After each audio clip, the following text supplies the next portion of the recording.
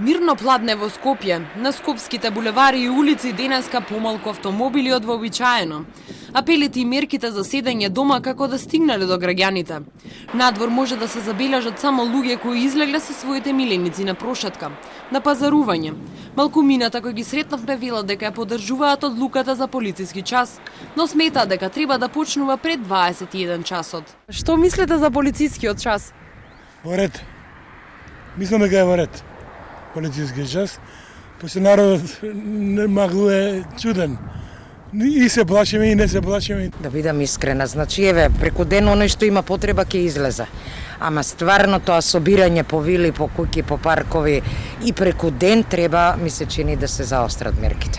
Требаше многу порано и времето, сепак мислам дека 21 часот би требало да биде околу 17-18 часот. Си испразни и автобусите, по наредбата да се преполови бројот на патници во ЈСП.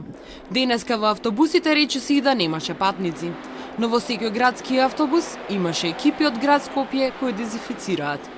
Со новите мерки од владата беа опфатени и такси компаниите.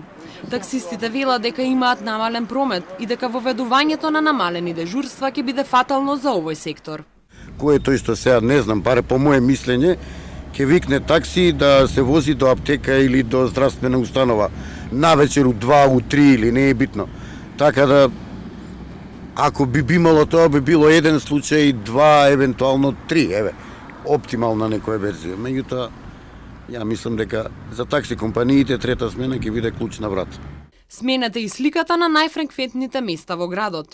Освен малските игралишта и клупите пред парковите во зградите, денеска и Жена парк остана празен. Полициските екипи од рано утринава се на терен за да спречат собирање на групи поголеми од 5 луѓе во парковите и по улиците.